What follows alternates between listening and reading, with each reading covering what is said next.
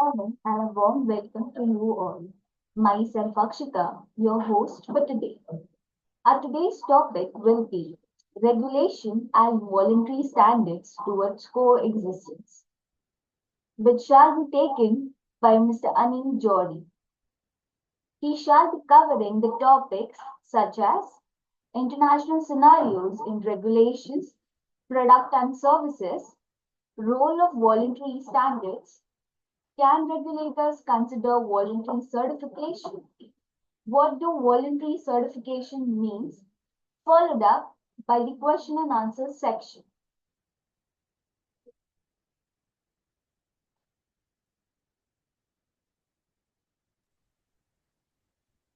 Our agenda for today is virtual inauguration by Dr. Sundar Kataria, invoking the blessings of deity, chanting of Gayatri Mantra, introduction of the speaker, presentation by Mr. Anil Jori, question and answer section, and last, the closing section.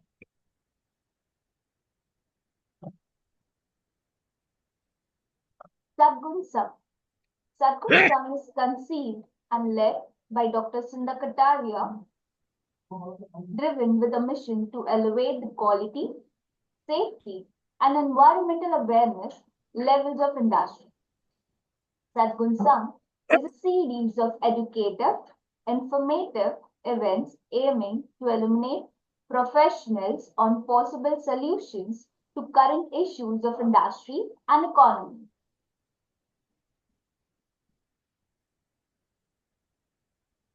Introduction of Dr. Sundar Kataria. Speaking about his designation, he is a chairman and the managing director of International Certification Services Private Limited. Speaking about his academic qualification, he is a mechanical engineer from AMIE, honorary doctorate from business management. Speaking about his experience, UPRAPP, he started his career in building India's first nuclear power plant at Rawat Bhatta, Kota, Rajasthan. Oil and Gas (EIL). He contributed in developing India's first oil and gas field at Bombay High since its inception. DNV. He was head of industry and offshore development with DNV for 2 decades. ICS.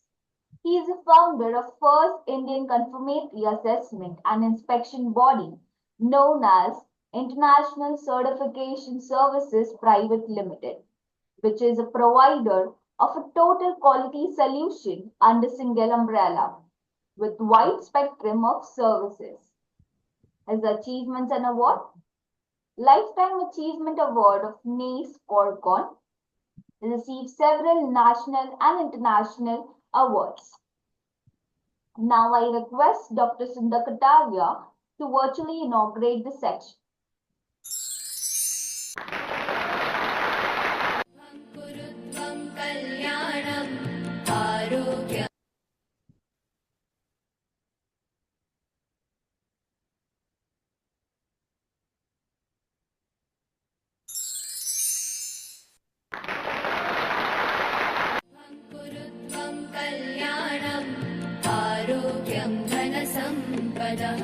शुभं कुरु त्वं कल्याणम् आरोग्यं धनसम्पदः शत्रुबुद्धिविनाशाय दीपज्योतिर्नमोऽस्तु ते दीपज्योतिर्नमोऽस्तु ते शुभं कुरु त्वं कल्याणम् आरोग्यं धनसम्पदः शुभं कुरु त्वं कल्याणम् आरोग्यं धनसम्पदः.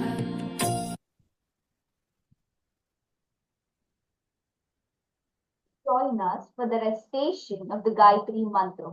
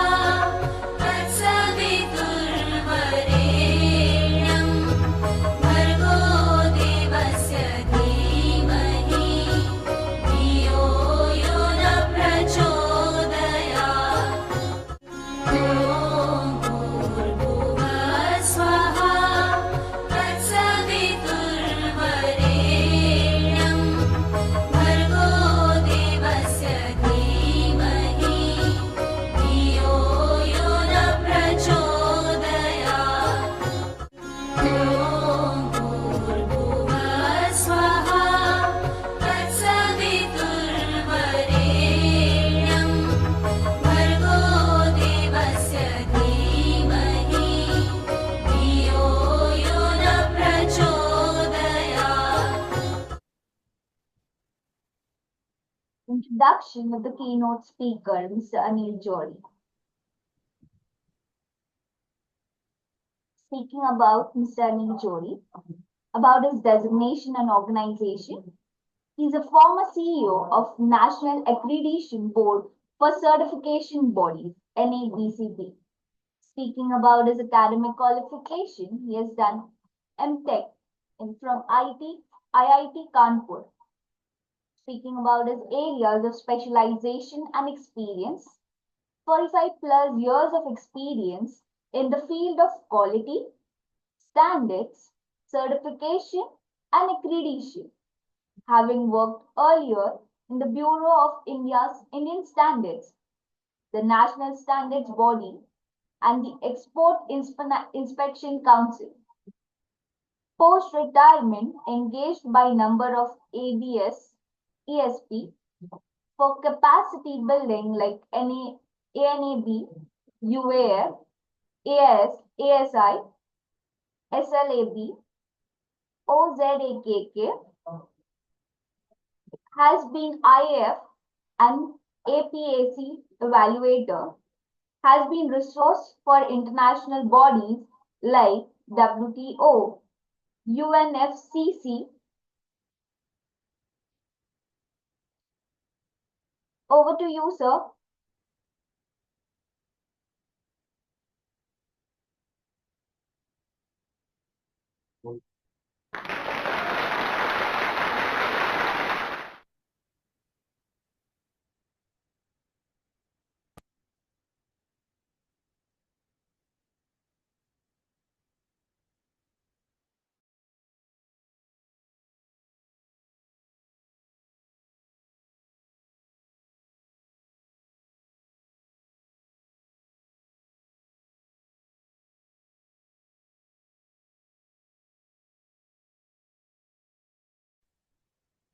Hello, can you hear me now? Yes, sir. Okay, I'm sorry, my laptop is giving me some trouble, so I'm from the mobile.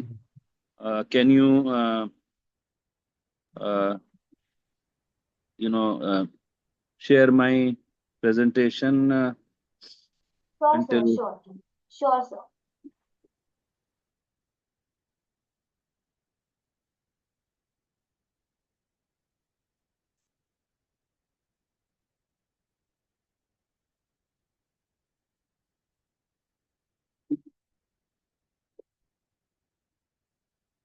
So, good morning, everybody.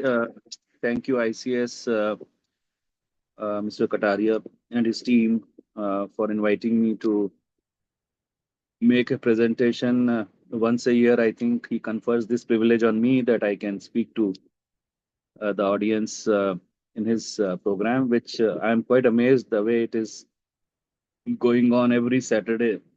The commitment to run the program for so long is truly commendable. And I am very thankful to him for inviting me. And I'm really, you know, impressed by the way this is managed. So, uh, all compliments to Mr. Kataria and his team for doing these kind of webinars and doing education of the industry. Uh, the topic I chose today um, is about regulations and voluntary standards. We hear about both of them quite a lot. How they can coexist or how they are coexisting is the topic that I have chosen today. As you can see, uh, can you go to the next slide, please?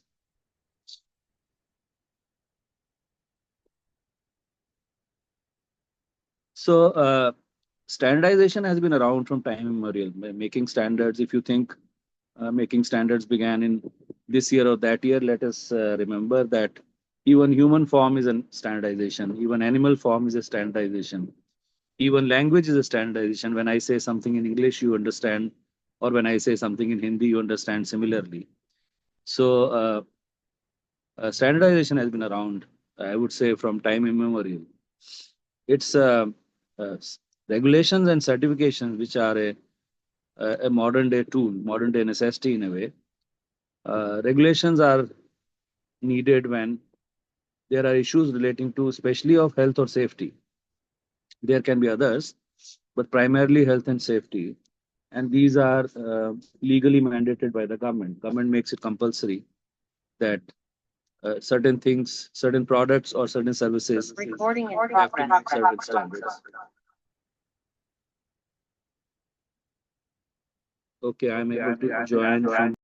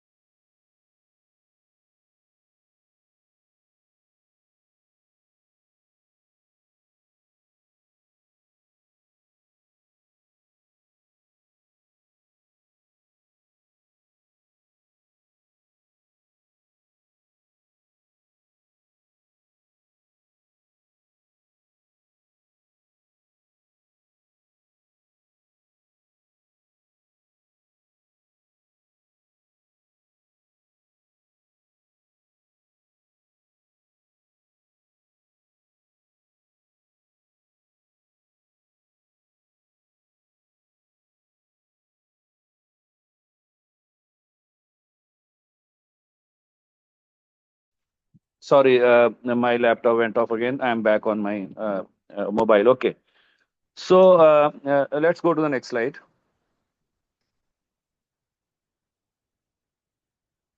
So the globally there is a practice of I have put in inverted commas word standards to make them compulsory for health and safety, uh, products as well as services. Let's not forget services. We all know about WTO, although right now we are seeing a time when everything which was rule based seems to be under threat. But let's, for the timing, forget this phase. Um, what happened was WTO was established for the purpose of free trade.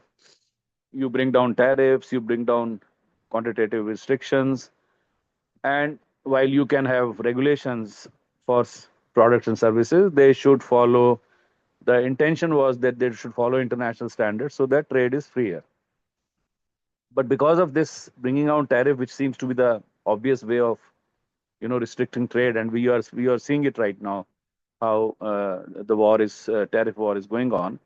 Um Earlier to this, the quality and safety barriers became the most important. There was a study which suggested that 60% barriers in trade are now because of uh, quality and safety. Therefore, the role of regulations has become important. Role of conformity assessment, as we understand, inspection, certification, testing, has become important. Uh, and there's just again there's another study in WTO which showed that in case of trade concerns expressed by member countries in WTO, there's a forum called TBT committee where they can raise concerns about each other's technical regulations. 70% concerns are because of conformity assessment. Only 30% are because of standards. So you can imagine how important conformity assessment is, because the reason is simple. Standards can be a single standard for a product agreed internationally, but certification or conformity assessment, not certification, conformity assessment models will vary. You can have just testing done by manufacturer accepted as evidence. You can say, no, I would like to draw a sample independently and get it tested. You can say, I want to visit the factory and see its quality control measures, quality assurance measures in place, etc. So there are a variety of models, and they will continue. It will never happen that all around the world the conformity assessment model will be same. Though today it is said that conformity assessment should be based on risk. High risk product, more intensive conformity assessment, low risk product, less intensive conformity assessment. So conformity assessment will continue to be important. In this environment, it's necessary to lay down rules and regulate. Regulate means have rules and some discipline in the market. Next slide, please.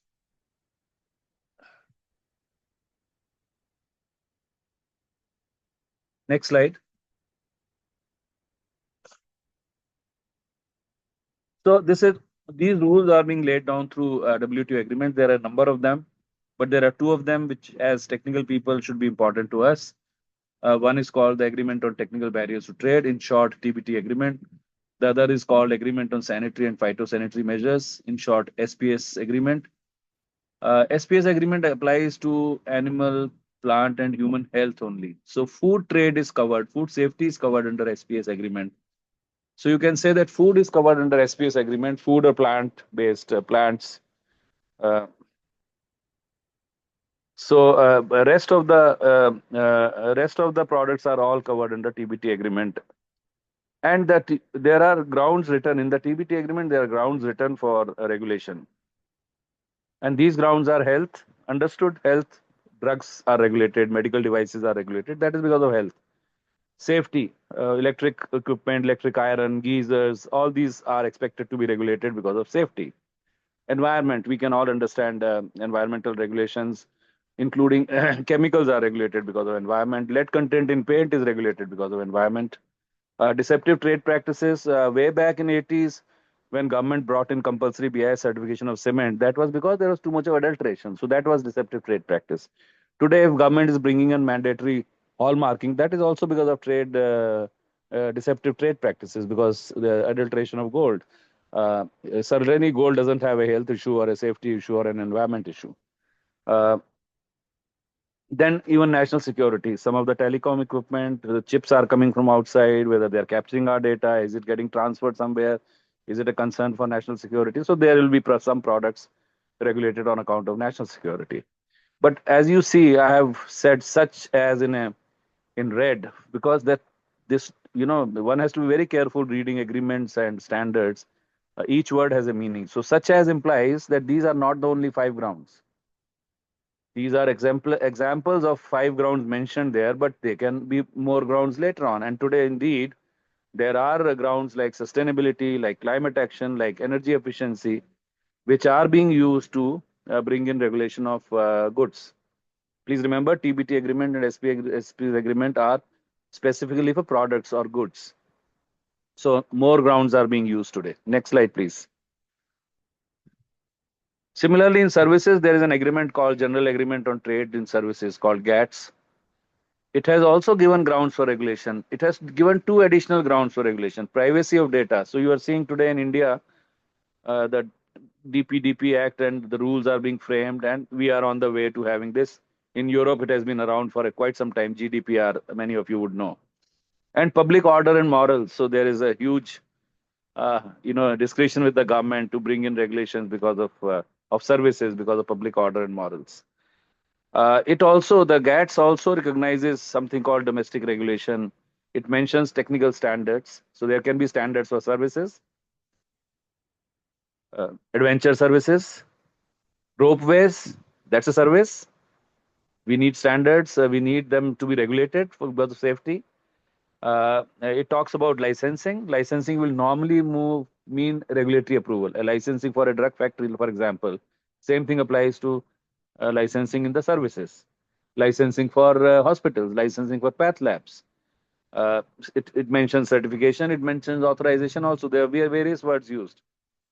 It also provides for recognition among countries, even though criteria may not be harmonized. But if the output is equivalent, this is a general philosophy used that your regulations don't have to be exactly same as in another country. If the output is equivalent, you can assure the same level of, you can give the same level of assurance, then they can be considered equivalent. It also mentions common international standards developed by intergovernmental bodies or non-governmental bodies. Now, intergovernmental body like, for example, Codex in Food is a internal governmental body. Uh, ISO incidentally is a non-governmental body because it's not an intergovernmental body. Many of the standards bodies in developed countries are private and they are members. IEC similarly is a non-governmental body. So these are some of the bodies which can be used, even though they are not named in the agreements. Only the SPS agreement names international bodies. For example, Codex for food, IPPC for plants, and OIE for animal health. Others, TBT doesn't name any standards body, but you can imagine ISO, IC as the bodies. Even WHO for healthcare can be treated to be international standard setting body. Same thing applies to services. No intergovernmental body has been named here. Next, please.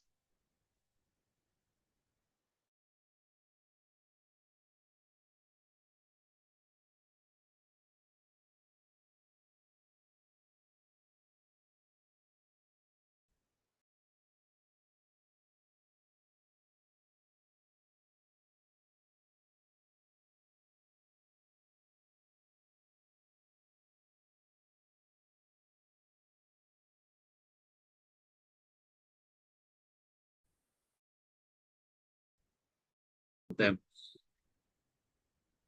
voluntary standards unless they are notified for compulsory compliance by the government. And similarly, ISO and IEC, which are international standards, are also non-governmental bodies.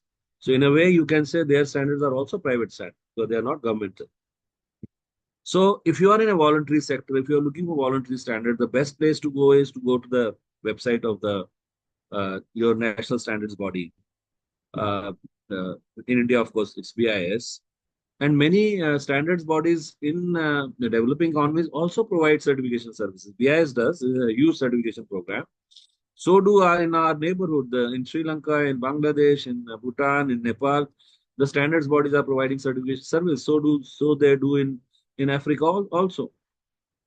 So especially in domestic market, the voluntary standards made by the standards body and the certification of the standards body can work very well. They can also work well if they are aligned with international standards. For example, if BIS has adopted international standards for toys in its certification, then it can work in the global market because wherever the demand is for standards complying to ISO standards, we can pitch in those products from here, India as well. Then, of course, there is buyer's demand.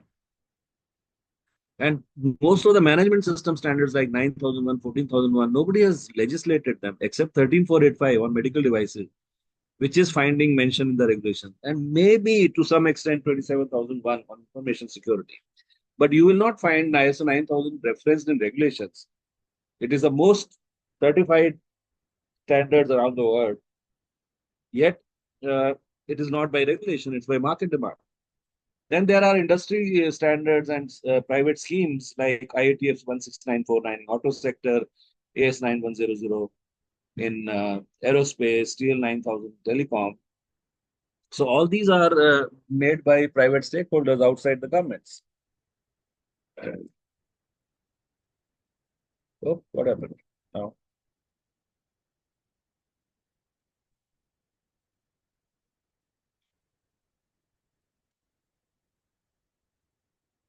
Okay, so what would happen is one problem that can arise with voluntary standards is the multiplicity.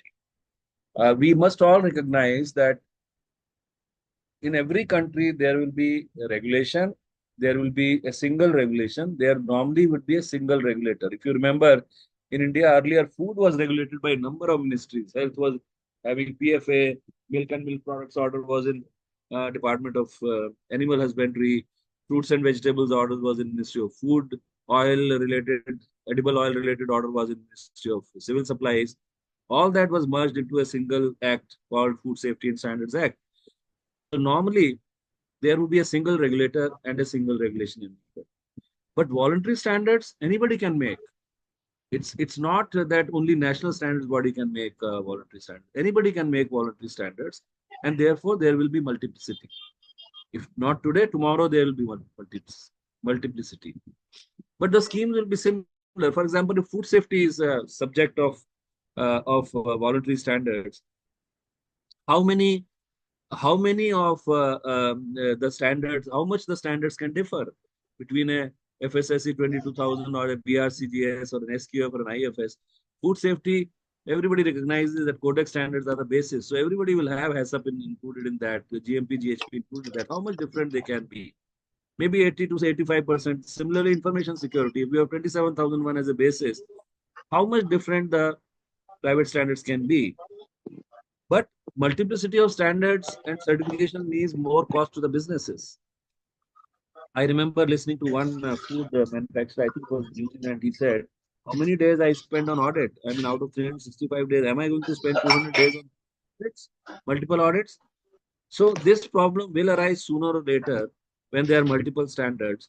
And some industry sectors have found a कूदना नहीं है कूदना नहीं है चोट लग जाएगी कूदती जा रही है कृपया अपना माइक स्विच ऑफ रखें.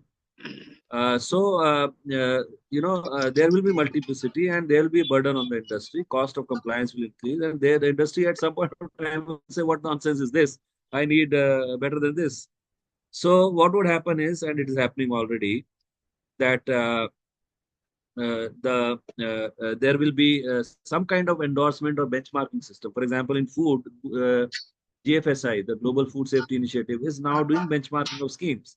Similarly, in forestry, there is something called PEFC, Program for Endorsement of Forest Certification, and they are doing benchmarking of schemes. So there will be some kind of benchmarking of schemes also. So the question is, the topic was regulations and standards. Can regulators take cognizance of these certifications? That's the issue. Well, now it's well recognized globally that businesses will continue to go for voluntary action, which means they will go for voluntary standards for a variety of reasons we have already said. Many voluntary standards actually include reference to regulatory requirements. For example, even ISO 9001 says customer and regulatory requirements. Many of the private standards and certifications make this reference. So compliance to domestic regulations, even if it is not mentioned, it's an implied requirement because you have to comply with the law of the land where you're operating. So the question would be, can the regulators take cognizance of these certifications and administering the regulations? Normally, in olden times, the regulator would say, I am not bothered what's happening in the market. This is my law. This is my requirement. This is my process. I'm just going to follow that. In fact, I did go to one drugs controller years ago with feedback which we were getting from ISO 9001 audits, witnessing those audits and finding that GMP was not being followed. And that DCGI told me, I am not concerned what is happening in ISO 9001. I am I have a law and I'm going to follow that. But this is no longer the case. The thinking has changed, the times have changed, and this is no longer the thinking. So the next question would be, do these certifications assure compliance to regulations? The answer has to be yes or no. First thing, certification auditors are not regulators. They do not have regulatory powers. It's not their responsibility to verify compliance to the regulations completely, 100%. However, all these standards make reference to domestic regulatory requirements. They do say that there should be systems in place to comply with the regulations. They should have access to regulations. Organizations should have access to regulations. They should monitor compliance. They should act if non-compliance is noticed. So while CBs are not expected to check 100% compliance to regulations, but they are expected to do something. Because if you certify a client who is legally non-compliant, you are risking yourself. Tomorrow something happens, the factory is shut down, some accident takes place in chemical factory, you have certified for occupational health and safety or environment, it can bring you down as well. So it does represent a risk. So what would a certification do or should do? There is indeed an international guidance. If you go to a website of a group called Auditing Practices Group, APG, you will find that there are a lot of guidances of how to do audit. They are only guidances. They are not obligatory to follow, but they are good practices, good guidances, which if you are in auditing business, if you are certification auditor, I would strongly recommend you that you go to APG website, Auditing Practices Group, and look at the guidances they have prepared. So, what it says is that, in short, a system should be there in the organization to comply with regulations, which means a documented system whose responsibility, who accesses regulations, how they are known within the, what is the monitoring done, etc., etc. That a sample audit of regulatory compliance should be done. So if you do an ABC analysis, some parts of the regulation you audit to see that yes, that system is functioning or not. Because having a documented system is not enough. We know enough, especially if you're auditors, you know enough that having a documented system and having implementation on the ground are two entirely different. And if you observe a non-compliance, you must bring it to the notice of the organization. Uh, Given the nature of the organization, I'll decide whether I will certify or not. Now, somebody will say, if he's legally non-compliant, why would you certify? Well, a good question. The only thing is, for example, there's a process for renewal of your license. You applied in time, 3 months in advance. The regulator has not yet renewed, responded.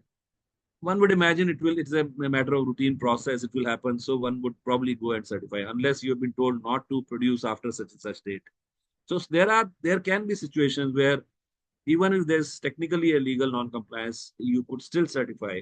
But certainly, if there's a serious non-compliance or a major non-compliance, I would not recommend that you should certify.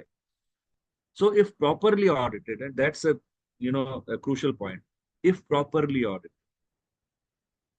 voluntary certification can be a reasonable assurance that regulations are met.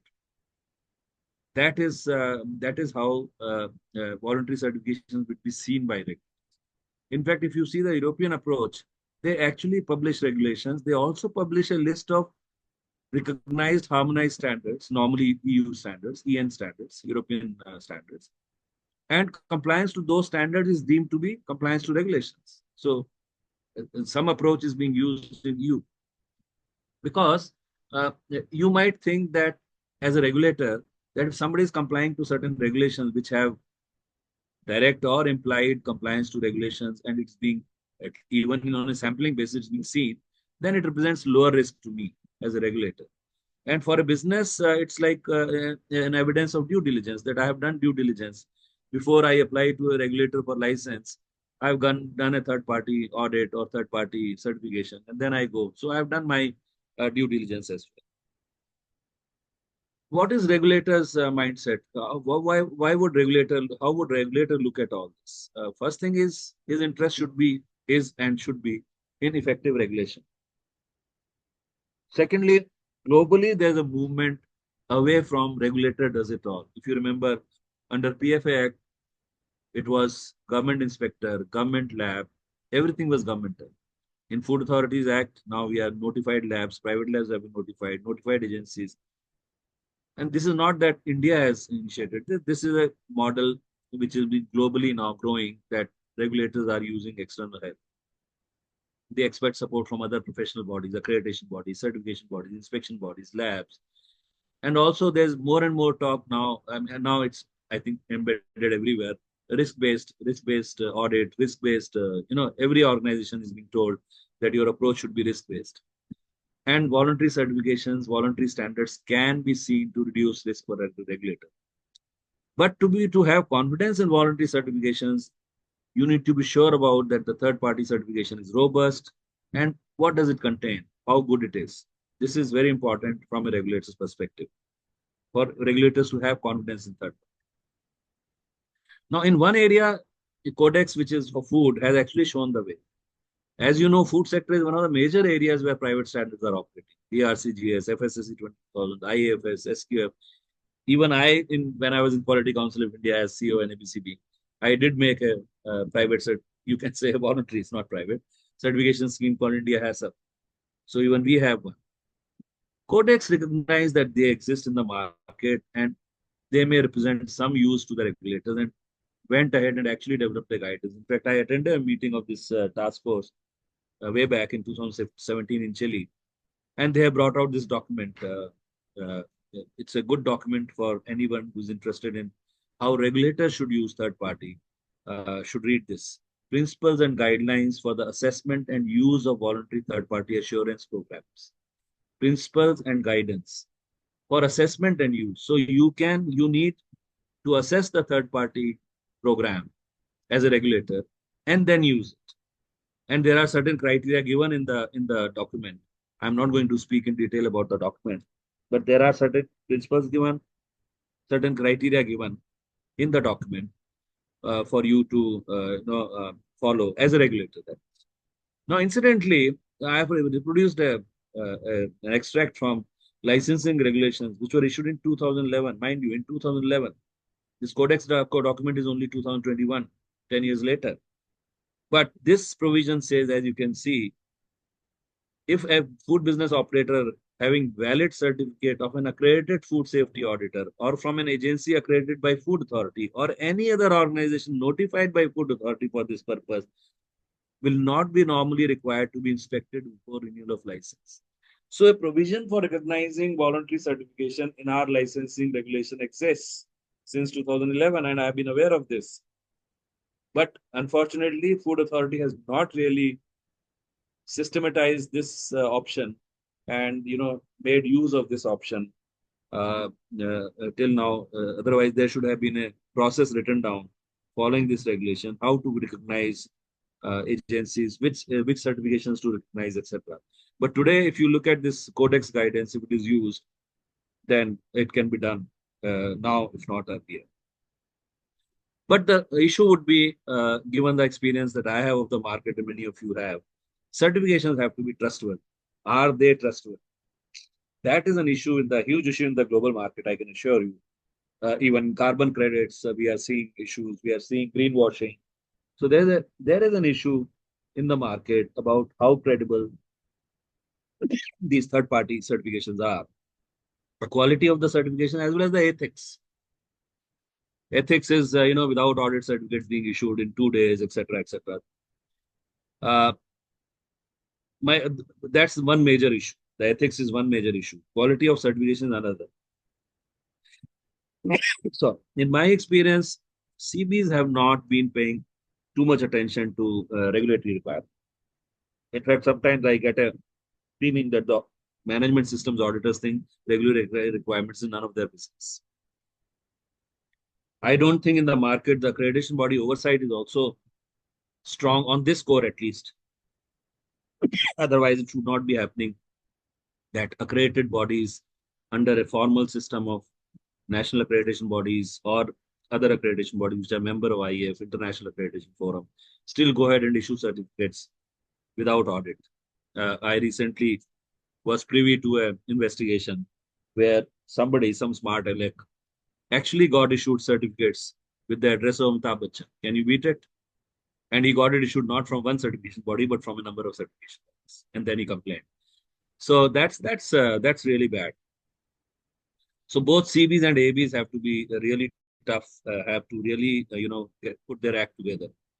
As far as regulatory requirements are concerned, I don't see enough evidence in the audit reports today that auditors have actually assessed the regulatory requirements and reported.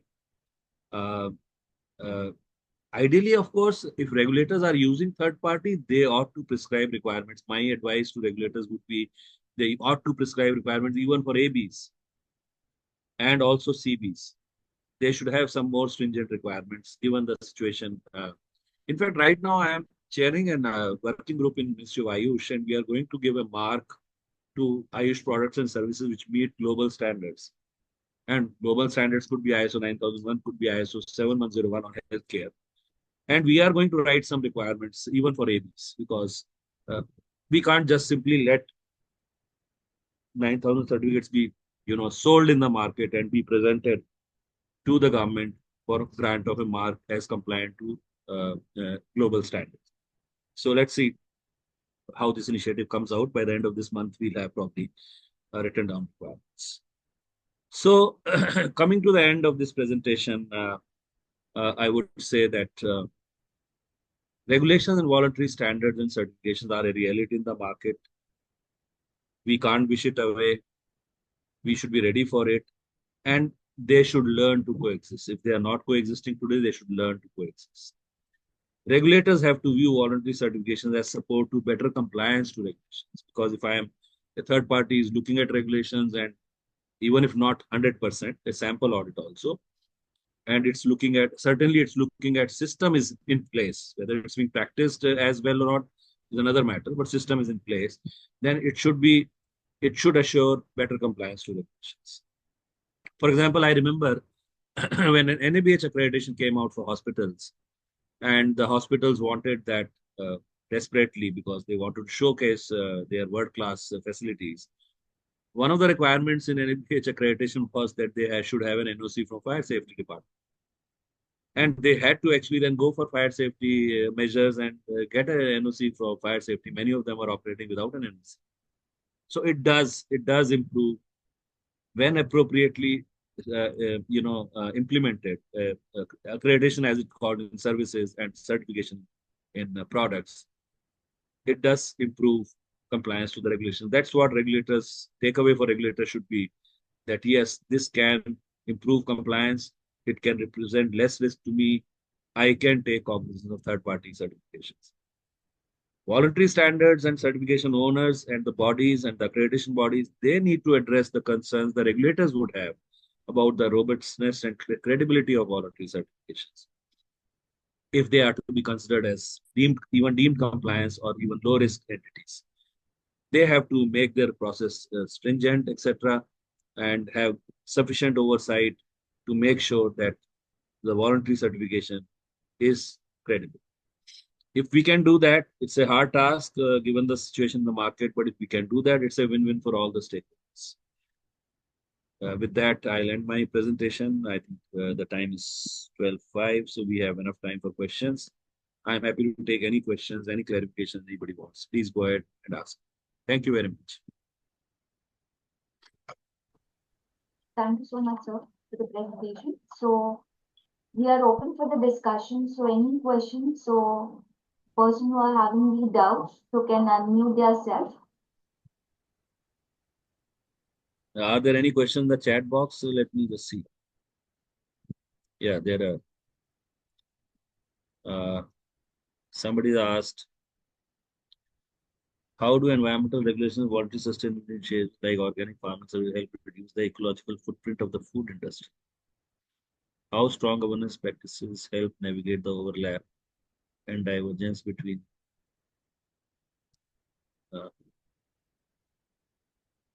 how far auditors evaluate the effectiveness of ESG governance structures in the food company during integrated audits? Can I get the PPT? Yes, ICS, you are free to share my presentation with anybody. They should be freely made available, not a problem for me.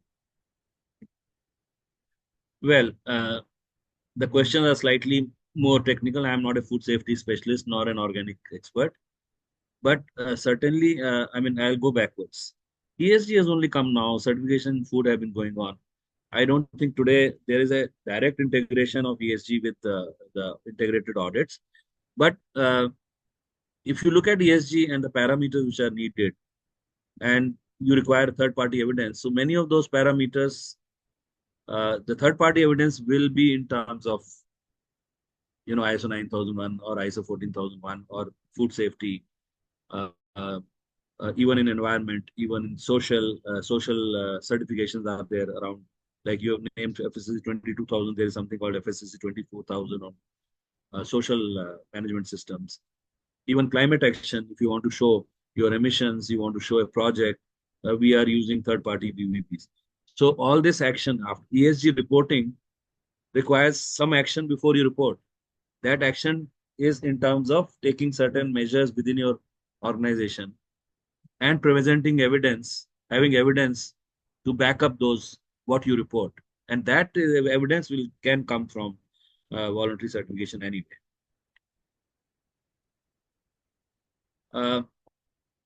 See, I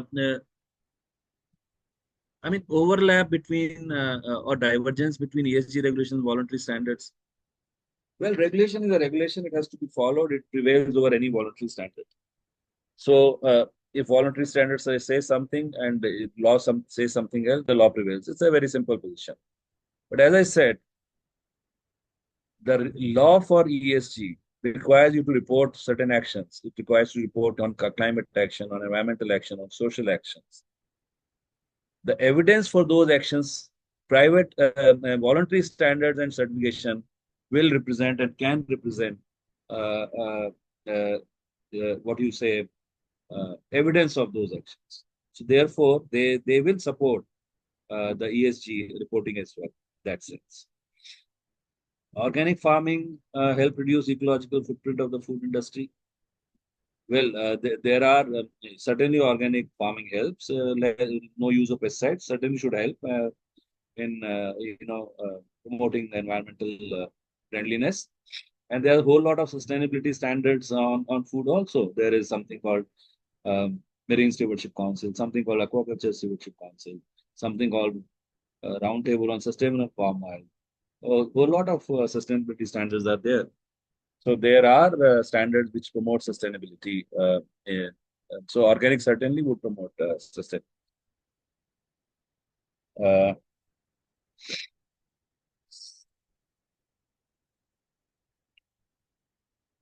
okay, so these are the one person has asked these questions. Rest all. Thank you very much for saying that it's a good presentation, but I need to see more questions there. So we have one more question. Okay. So this question is, why are Why are CE marking marking bodies not accepting the Indian body's audit reports easily? Well, actually, we are in a trade situation. CE marking, please remember first thing, CE marking is a regulatory mark. First thing, it's a compliance to EU regulations. So the best way to tackle this situation is actually that Government of India talks to EU, and we are having FTA negotiations. I hope this figures in FTA negotiations. Has a negotiation whereby India can designate notified bodies in India for EU regulation. That will be the best situation to happen. So I don't know whether it's an agenda, but industry should be demanding that wherever it's stuck with EU regulations, whether it's medical devices or whichever. I mean, there are several areas which are covered by.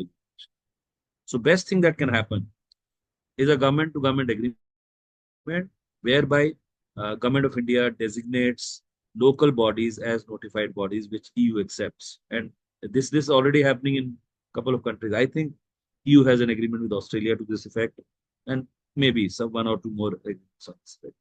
That's the best. Second is private bodies when the governmental pressure will be the best. Second, for example, UK has a policy, a stated policy that it will recognize IF, ILEC, MRA signatory accreditation. So we should be able to talk to EU and say, even if they don't give us the power of notified bodies, to ask that our test reports are accepted. Once EU accepts, then that notified bodies will. Notified bodies not accepting, it has to be again, at a notified body level, it's a one-to-one a dialogue with them. Sometimes I have a feeling that they may not accept reports from here because they want promote their own business and they'll say, no, we get it tested in Europe somewhere. But frankly, in regulatory matters, it's the government which needs to come in, the government which needs to talk to the counterpart, whether UK or EU, ask for as a minimum acceptance of our test reports, as a maximum, ask for the power to designate notified bodies in India. What else? Why do we accept them easily? A very ticklish question. I think we all suffer from a mindset that foreign is good. Let's face it, all of us, don't we? Um, so we tend to accept certifications from abroad, but not from India. A government organization will subsidize, for example, global gap certification because our exports are involved, but it will subsidize a private certification in India. So I think there's a problem with us as a society that we think foreign is good, but on a more trade issue, well, why should we? I know of at least one area, the electronics and IT products, where US is hugely pushing us to accept their test reports. And in fact, I was part of, when I was in service, part of one of the last negotiations that I attended. And I was asked to speak to USTR. And I said, okay, let's accept a principle first. What is the principle based on which we'll accept? Uh, and on that principle, let's accept test reports, uh, which means you have an interest, we may have an interest in agri-food sector. They immediately US side said no, we could not come to an agreement. So even today, India is not accepting.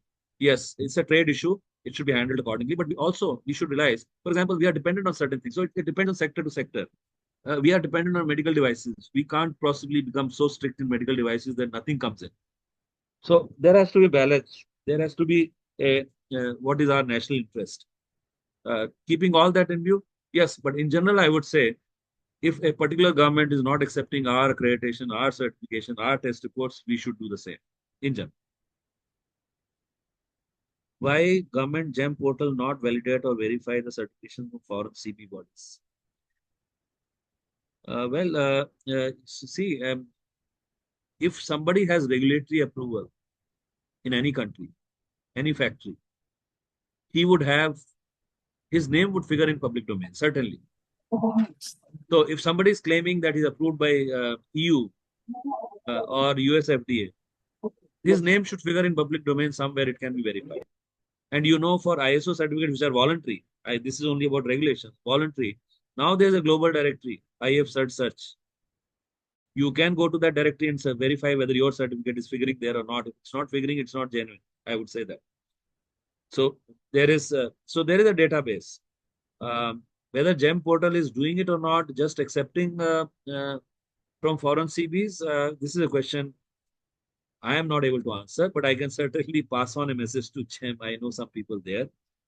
Do they verify certificates which are submitted to them? There should be, because a whole lot of what I call unauthentic certificates are going around in the country. So there should be some method of verifying them. And GEM should certainly do that. And I can pass on this message to GEM. Any other question?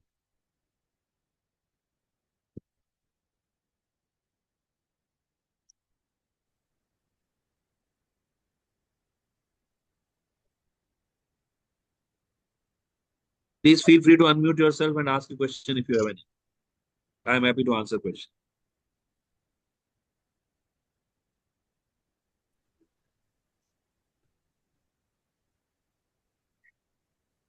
Good afternoon, sir. Sir, amazing presentation. Thank you so much for the time. There's another Sir, question. I have One question is coming, Sumit. Why within India, BSI and NB certificate added a cost? Why not mutually acceptable on common ground? As I said, I have already told you, the notified bodies issue of EU has to be tackled by the government, has to be tackled at government level. As a minimum, acceptance of test reports from India. As a maximum, ideally, I would like that we are allowed as India to designate notified bodies in India itself, so that we don't have to rely on notified bodies in Europe who are operating through their offices in India and they're charging a lot of money. There's no doubt. What can be done to eliminate, reduce unauthentic certification? I have been arguing with the government since 2006. There's a plan document of 2006, Planning Commission document, where a statement is there that conformity assessment needs to be regulated. I am still of the view that India and some countries have done it. Korea has done it. China does it. Some countries have done it. We need to regulate conformity assessment. Test labs. There are a whole lot of cases where testing labs have issued reports without testing. Certification bodies have issued certificates without auditing. It's bringing bad name to India. I can only tell you from my international experience that these activities are bringing bad name to India.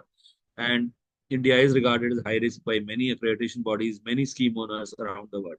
And we have seen not only in voluntary certification, we have seen that in, for example, organic certification, the certification body is not doing a good job. So I am very clear that there has to be regulation in India of conformity system. What control the QCIS for CB operating in India with foreign accreditation? Ideally, none. QCIS is a voluntary body, and NABCB was a voluntary body.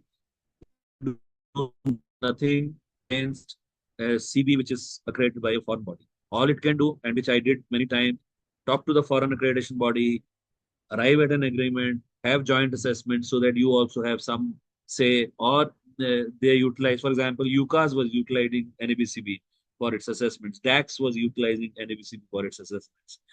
Some are doing joint assessments with us. But otherwise, NABCB is a voluntary body. It has no force of law. So it can only control certification bodies which are accredited by it, not those by foreign accreditation. I find Indian NABCB approved body approvers are also giving certificates beyond their scope. Please complain to NABCB. I can write down the email of NABCB here, and I would suggest that if NABCB related bodies are NABCB accredited bodies are doing something which is not correct, please complain to NABCB. If you don't want to complain directly to NABCB, ask for some kind of be a whistleblower. Say don't indicate my name publicly. It is possible. Please do that. Any more questions? Sumit, you were going to ask a question while the more questions came. Yes, sir. Sir, I had just one point, sir. When we have scheme owners or, some new schemes being launched, they kind of, we're not clear about who's the regulator, They are not clear who's the about. scheme Say it again. owner in terms of like 7101, sir. 7101 ki baat kare about how it will be proceeded. So 7101, how does it conflict with whether it comes into NABCB, because NABH is almost parallelly doing something. So certain schemes like So let me first clarify 7101. like 7101. information security, sir, जो आज CSMS का scheme है. देखिए 710, let me tackle 7101 first, because I am going to use refer 701 in the Ayush system that we are developing. 7101 is an ISO standard. It's a certifiable standard. You as a certification body can certify against 7101. You can go for accreditation to whoever accreditation body offers that accreditation. Now, the problem probably you will face is that not many accreditation bodies are actually offering that accreditation. I wish NABCB would offer. If I was in NABCB, by this time there would have been a. I mean, this standard was published in October 2023. By this time, there would have been an accreditation scheme. NABH is entirely a different body, different ball game altogether. There is something called healthcare accreditation, which is certification. In our language, it is certification. What NABH is doing is certification. Please remember that. This distinction we all should understand. What NAC is doing in education is certification as we ISO people are concerned, ISO IF system are concerned. Now, whether NABH would like to utilize 7101, it's wish. For example, there is another healthcare accreditation body in private sector called Quality and Accreditation Institute, and it has created a 7101 plus healthcare accreditation, where it does it directly. So there is some use of 7101 taking place right now in the Indian market, but otherwise it's a certifiable standard, perfectly amenable for certification by certification bodies like you. Please go ahead and get accreditation wherever you can get accreditation. Write to NABCB. You are dealing with NABCB. You have annual CBs meeting. Ask for accreditation. Why should NABCB not offer this accreditation to Indian CBs? Please go ahead. Sir, कुछ clarity इस पे भी है sir, जैसे अभी CSMS. Yes, sir. So we are talking about CSMS. There is a scheme which has come as CSMS. Now, in that scheme also, sir, there is already. What is the scheme? India. No, your voice is getting. CSMS, sir. So basically, it is for cyber security. I'm sorry, sir. Scheme can be created by anybody. Correct, but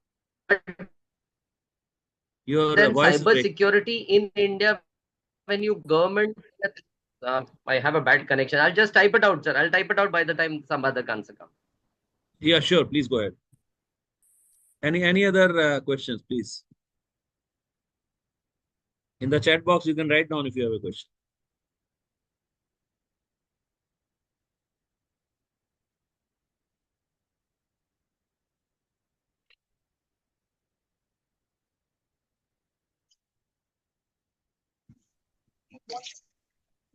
So can I raise a question on the credibility of these recent NAC assessments?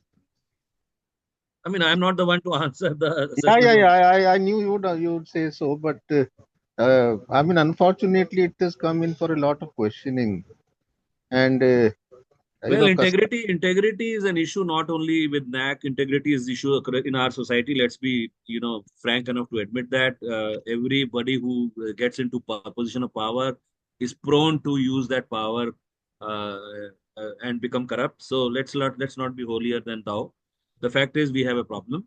In NAC, it has come out now. Many regulators we know already how they were and how they are. So now, beyond that, please ask me a question.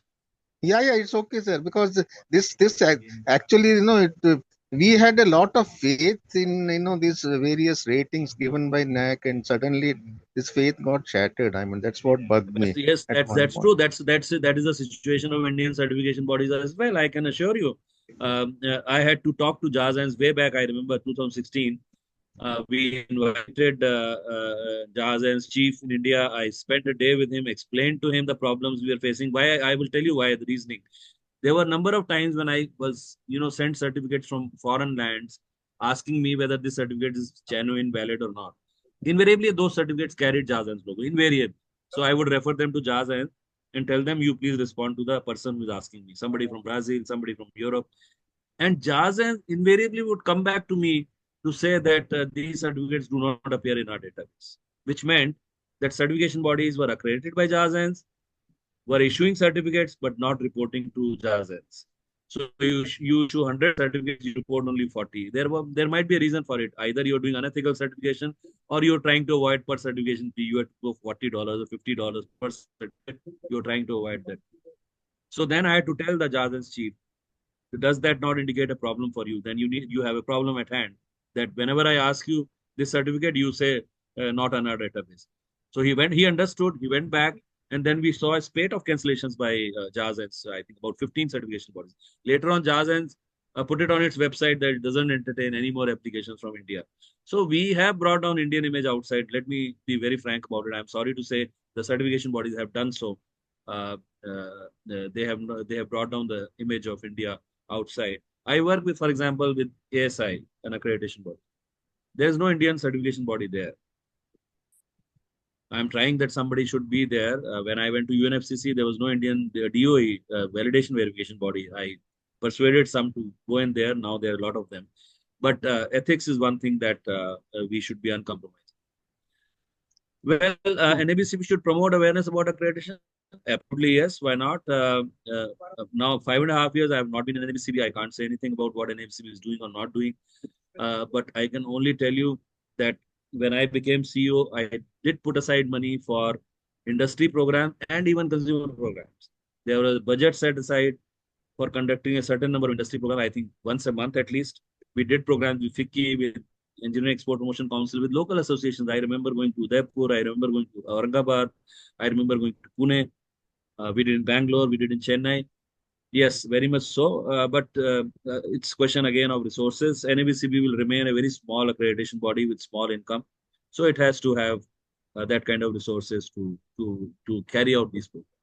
Or otherwise, industry should sponsor. Industry bodies should sponsor a program. Invite NABCB. Why not? Yes, should educate and tie with state governments. Why not? Absolutely. I don't know whether anybody from NABCB is here, but Sumit knows NABCB very well. You should get hold of all these feedback and transmit it to NABCB. So I think that's the reason many PSUs, they have now been insisting on an NABCB accreditation along with these foreign accreditations, Yeah, basically. because the And fact was, in yeah. fact, one or two accreditation bodies also started to insist that if you are NABCB accredited, I'll grant you accreditation as a risk mitigation exercise because they realized that NABCB is, we were tougher. There's no doubt about that. We were It's, more tough. to be very honest, sir, the NABCB has maintained the good reputation, and because I was just about a week back, I was told, by the CMD of my ex-organization that okay, now we are also in the process of making NABCB accreditation mandatory because of this issue which you mentioned, with the foreign accreditors. So I'm that glad to hear that, but we need to put pressure on foreign ABs as well that their accreditation should also be. as reliable as NABCB is. I am aware of NABCB accreditation. I was there for 13 and a half years. We had zero tolerance for any unethical practice. I would, at least I would, and I'm sure it's continuing. I wouldn't. It will take me 2 minutes to throw out somebody who did unethical practices in certain. Thank you. Thank you. Any other questions? We are just about towards the end of the program, 12:26, I guess. If there are no more questions, I'm sure the secretary would like to conclude the program.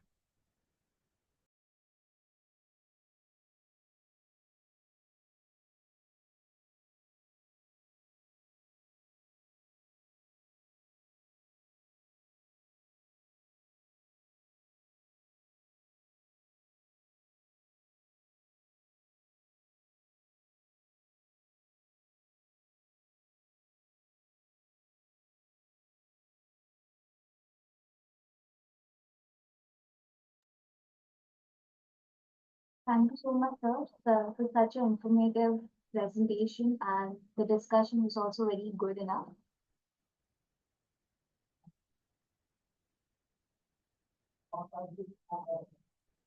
So ICX is pleased to provide you all its research and development, integrated management system, QMS, EMS, and USHAS, excellence in education management. ISO is being made easy in Gujarati, Marathi, Telugu, and Hindi. For reading any of the above books, please contact Ms. Sushma Kindalkar. Her credentials are provided here. Feedback form. Please register on the given website and provide your feedback. Your feedbacks are valuable to us.